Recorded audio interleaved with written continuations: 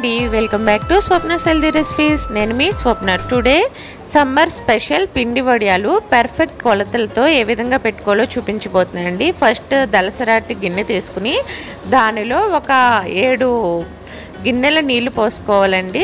తర్వాత ఒక గిన్నె పిండికి ఒక గిన్నె వాటర్ వేసుకుని ఉండలు కట్టకుండా బాగా కలుపుకోవాలి. ఇక్కడ నేను ఒక గిన్నె పిండికి 8 వంతులు వాటర్ తీసుకున్నానండి. 7 వంతులేమో గిన్నెలో వేసాను. పిండి కలపడానికి ఒక గిన్నె వాటర్ యూస్ చేశాను అన్నమాట.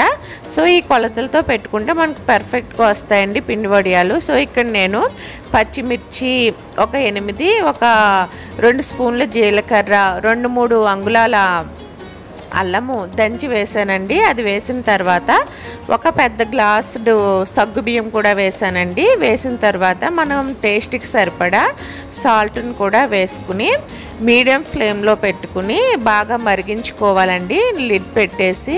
సో ఇక్కడ విలేజ్ స్టైల్లో నేను బామ్మగారి చేత చేయించాను కాబట్టి సో మనకి పొయ్యి మీద చేస్తున్నారు. సో ఇలా మనకి బాగా మరిగిన తర్వాత దీనిలో పిండి వేసుకునే ముందు మళ్ళీ ఒకసారి ఉండలు లేకుండా బాగా మిక్స్ చేసుకుని కొద్దిగా పిండి వేసుకుంటూ బాగా కలుపుకోవాలండి.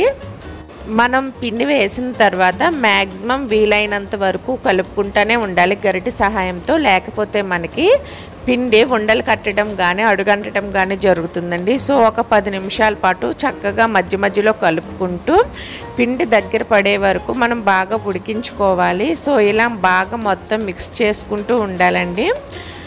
మనకి ఒక 10 నిమిషాల తర్వాత బాగా దగ్గర పడుతుంది. సో నేను ఇప్పుడు మీకు చూపిస్తాను.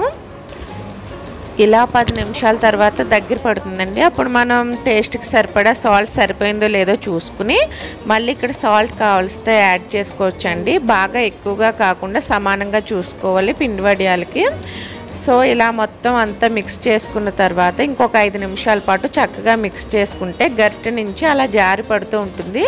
ఆ కన్సిస్టెన్సీ వస్తే సరిపోతుందండి. ఇలా వేడిగా ఉన్నప్పుడే పిండిని మనం ఒక కాటన్ క్లాత్ మీద కానీ వేరే ప్లాస్టిక్ షీట్ మీద కానీ గరిటెతో చిన్నగా ఒక మీడియం సైజులో పిండి వడియాలను పెట్టుకోవాలండి. ఇలా మనం వెంటనే పెట్టుకోవాలండి. వెంటనే పెట్టుకోకపోతే పిండి మనకి బాగా చిక్కబడిపోతుంది. అలా చిక్కబడడం వల్ల మనకి వడియాలు సరిగ్గా రావు. సో మనం దించిన వెంటనే స్పీడ్గా పెట్టేసుకోవాలండి. మా చిన్నప్పుడు అయితే పిల్లలు అందరం కలిసి పెట్టేసేవాళ్ళం అలాగా.